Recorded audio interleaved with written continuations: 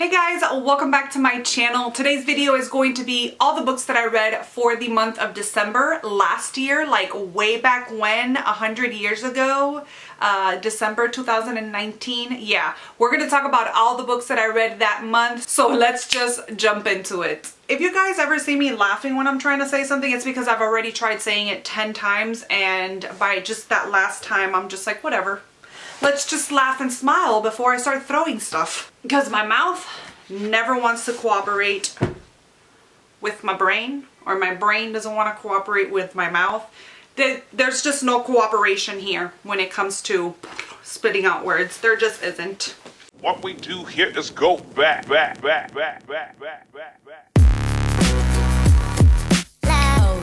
First up on my December wrap-up is Queen of Nothing by Holly Black.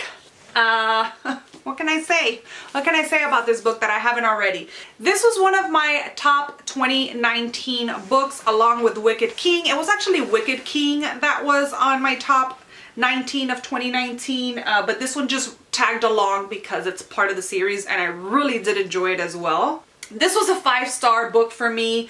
The only thing that I put in my review section or thoughts section on Goodreads was sigh, because that's all those were all my feelings at the end, and I never updated it, and it's just gonna stay like that because that's just how I feel about this book. Sigh. It was so great. I know it's not many people's favorite, but I really enjoyed it. It's fairy tale like, it's full of fairies, mean fairies, humans with fairies and politics, and it was just amazing. I know you guys know what this book is about, so I'm not going to spend too much time on it, but I absolutely loved it, and again, 5 stars. Next, I will put the picture up here because I actually read this on Kindle, and it was Pines by Blake Crouch. This is my first Blake Crouch book. My husband has been hounding me to read this book because last year, or I don't know if it was last year or the year before that, he actually watched the show, and he actually had the flu. He was quarantined and he decided to watch the show and loved it. Like, he binged the show in one day. So I had him waiting for like a year.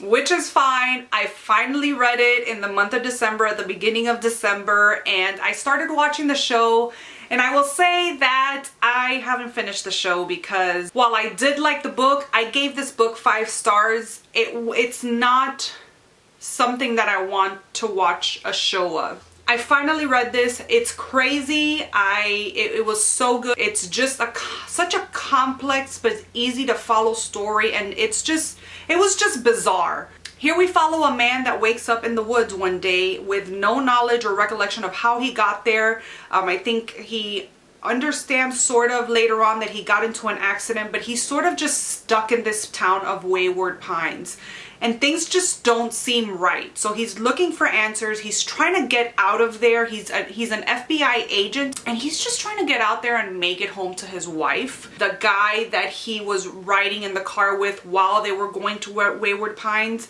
died, I believe, and so he's just trying to figure out what is going on in this town. He actually got sent there, him and his partner got sent there to check up on two other FBI agents that have gone missing. So they have been sent to investigate this situation.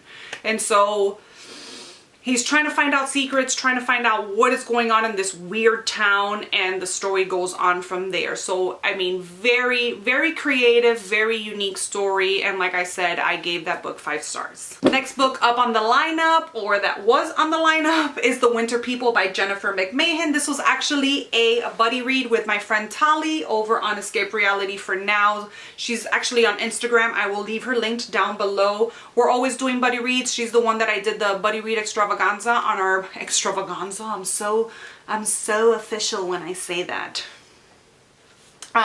Because our birthdays are both in September, and we did like this whole buddy read thing, and so I'm always buddy reading with her. And for this month we read The Winter People. I've had this on my TBR for I think close to 2 years maybe, and for the past 2 winters I've been wanting to read it because it's The Winter People. Like, of course you want to read it in winter, right? I don't know.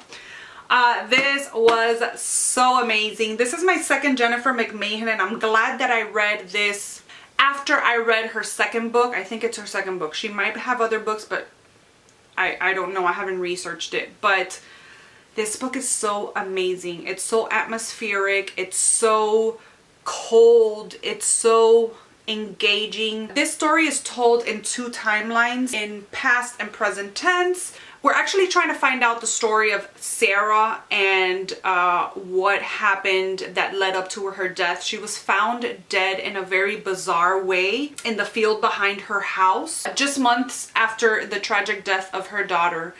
So we're actually following diary entries from Sarah, which was incorporated into a book that I think it was her niece or her great niece wrote about Sarah and these mysterious events that happened.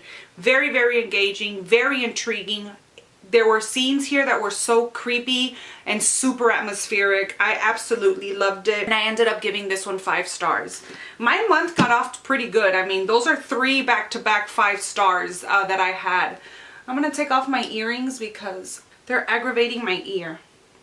Next, I jumped into House of Salt and Sorrow. This was a book that I joined in along on a buddy read. Buddy read? What's a buddy read? A buddy read that Chandra and Janelle over on Instagram, I will link them down below as well, where the reader grows and she reads with cats. They have a monthly buddy read. It's almost like a monthly Instagram book club. Where each month they read a certain book, and I joined them last month. I didn't even know that this was a thing. So of course I joined them because I love them both.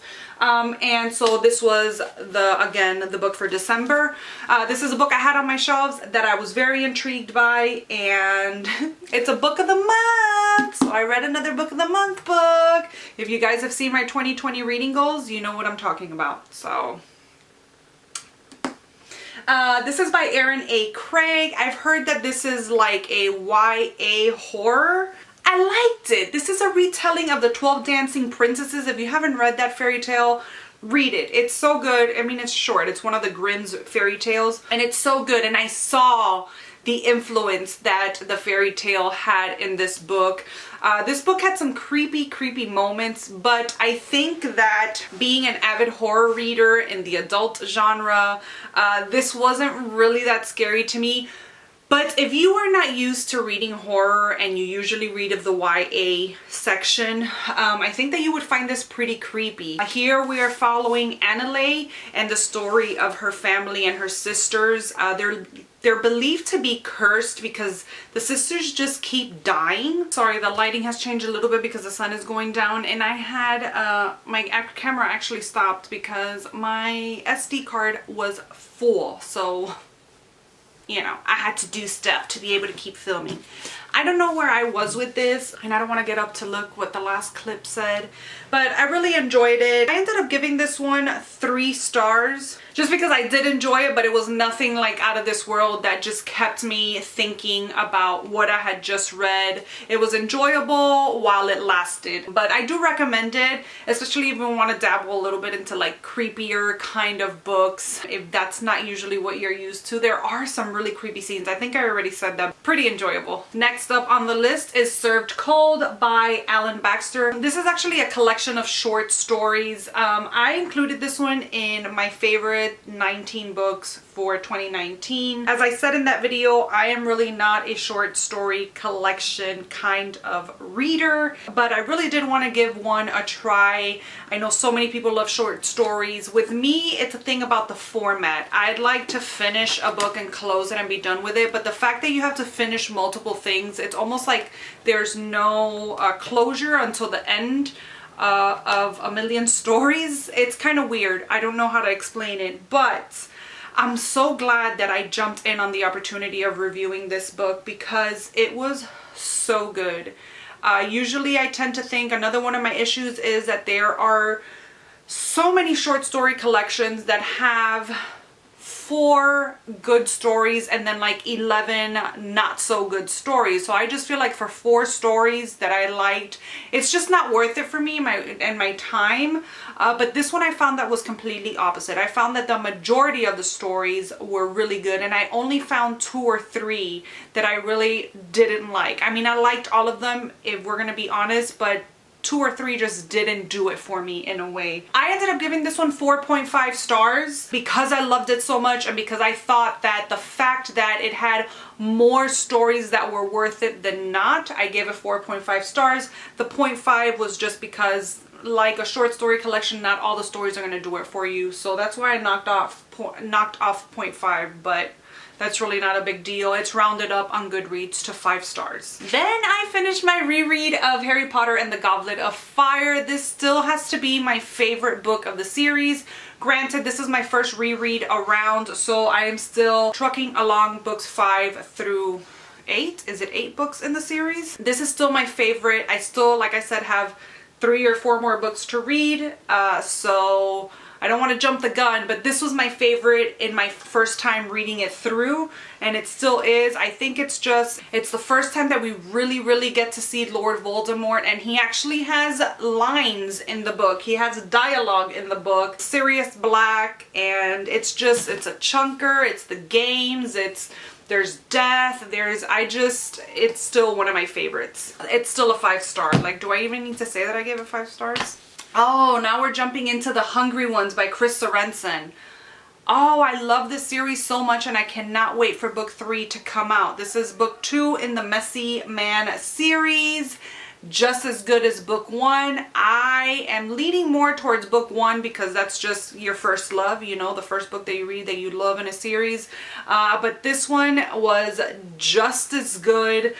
We are still following some of the characters from book 1, a couple of the characters from book 1, but we get introduced to new characters, and it's almost like a completely different storyline, but it's the same storyline, if that makes sense. It's still following a certain storyline, but this book felt like it was a completely separate story from the main plot that we're following. Here we follow Jessie, and she ends up buying this motel that is just, it needs some fixing up, but she buys it.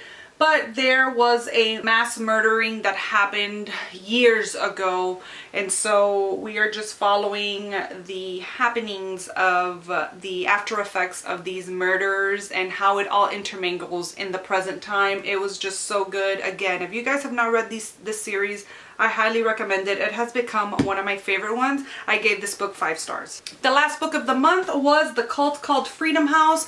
This was for a read-along over with the ladies over at Ladies of Horror Fiction. They have a group on Goodreads, and they do a book each month, a separate book that you get to choose in a poll what book you want to read, and whichever one reads, you get to read it.